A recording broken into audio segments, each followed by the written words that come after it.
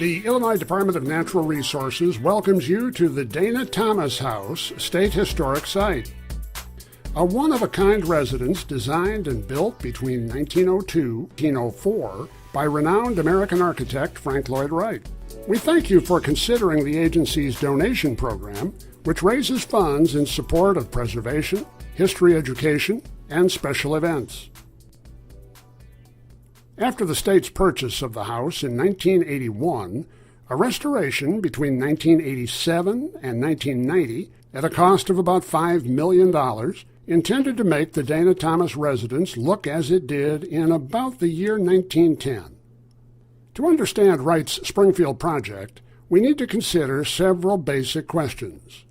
Who was Frank Lloyd Wright, and why was he asked to build a house here in central Illinois?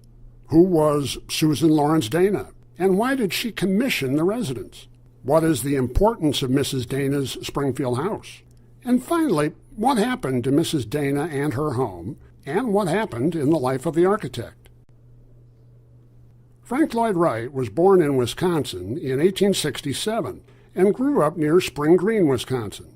He apprenticed as an architectural draftsman with Joseph Lyman Silsby. Eventually, Wright rose to the role of chief draftsman for the highly successful Chicago firm of Adler and Sullivan.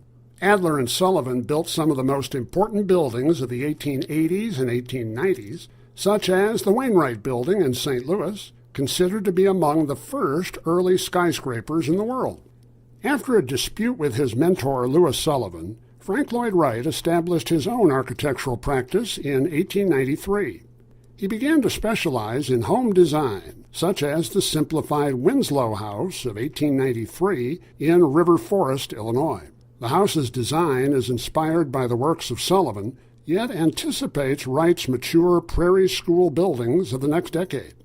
By 1900, Mr. Wright had built a series of Midwestern prairie houses. The style is usually marked by horizontal lines, flat or hipped roofs with broad overhanging eaves, windows grouped in horizontal bands, often made of art glass designs, and integration with the landscape. It was at this point in Wright's career that he was approached by 40-year-old Susan Lawrence Dana of Springfield. Her young husband died in 1900. Her father, a former mayor of Springfield, died 6 months later in 1901.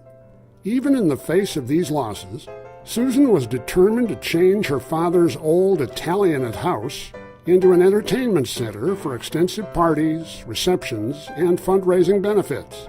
The old house was totally transformed by Frank Lloyd Wright. It became the largest residential project thus far in the architect's 10-year-old independent career, since leaving Sullivan's office. Built for some $60,000, including art glass, furniture, and architectural fees, the Springfield project was twice as expensive in its detail and elaboration as the 1902 Ward Willets House in Oak Park, which is widely considered the first of Wright's mature prairie-style designs. The Springfield project contained more than 12,000 square feet of finished living space and a 4,000 square foot carriage house, today adaptively used as a visitor center. The residence became a focal center of celebrity life in Springfield. Mrs. Dana entertained regularly, as noted in the front pages of the local papers, and hosted numerous parties and receptions, often co-hosting events with her close friends, Governor and Mrs. Dineen, who lived just on 4th Street at the Governor's Mansion from 1905 to 1913. She spent the late teens promoting the cause of women's rights and working for the passage of an Illinois Equal Rights Amendment, mentioning after its defeat that, quote, "I am convinced that all men are liars," end quote.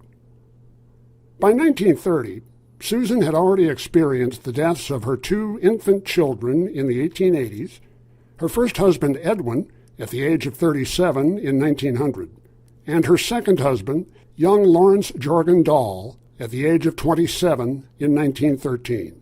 A third marriage to Charles Gurman ended in divorce in 1930.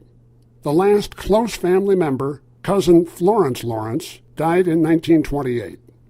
During the 1920s and 30s, Susan was searching for fulfillment through metaphysical religious activities. The Dana House, briefly, became the Lawrence Center for Construction Thinking, where members of the Unity religion met alongside Baha'is, Theophilis, and other practitioners interested in positive thinking and its effect on health and well-being. Many of these groups had women ministers. Susan closed up the Frank Lloyd Wright house and moved to the smaller, more manageable quarters in the White Cottage, just west of the 3rd Street Railroad tracks. She had lived in the main residence for 24 years. Failing health forced her to take a private room at St. John's Hospital. She was aware that the courts had intervened to help settle her affairs, pay outstanding bills, and provide working cash. A large 6-day auction of her things had taken place in July 1943. 4 years after being admitted to the hospital, Susan Lawrence Dana died in 1946. The Dana residence was purchased by Charles C. Thomas Publishers in April 1944 and was used for 37 years as their corporate office prior to state ownership. Frank Lloyd Wright died in 1959 at the age of almost 92, outliving Susan Dana by almost 13 years. The state of Illinois acquired the house and most of its contents in 1981 for $1 million and opened the building as a state historic site and house museum. It is unique among state properties because it is the only one purchased solely for its architectural merit and building integrity, and the quality of its world-renowned collection of original art glass, furniture, and decorative arts. Following the 3-year restoration in 1990, the Dana residence has become one of the premier Wright sites for understanding his development as an architect. This was no modest home. Instead, it was one of Wright's largest and most extensive house projects ever. The superb decorative designs that remain give testament to this unique project in Wright's long, highly visible, and controversial career. The architect went on to significant world fame, both as a designer of outstanding houses and public buildings. The Frederick Roby House in Chicago of 1907 to 1909.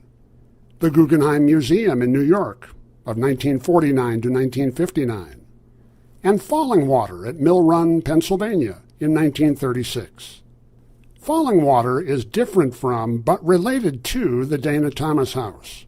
Its comfortable interior and expansive rooms are linked by narrow, meandering passageways, much like the numerous stairwells of the Dana House. Wright's love of natural materials, including wood and stone, are found in both houses, along with his love for organic plants, planter boxes, urns, and rough and textured wall surfaces. We welcome you to see and experience the Dana Thomas House, one of the most successful collaborations of Frank Lloyd Wright's early career.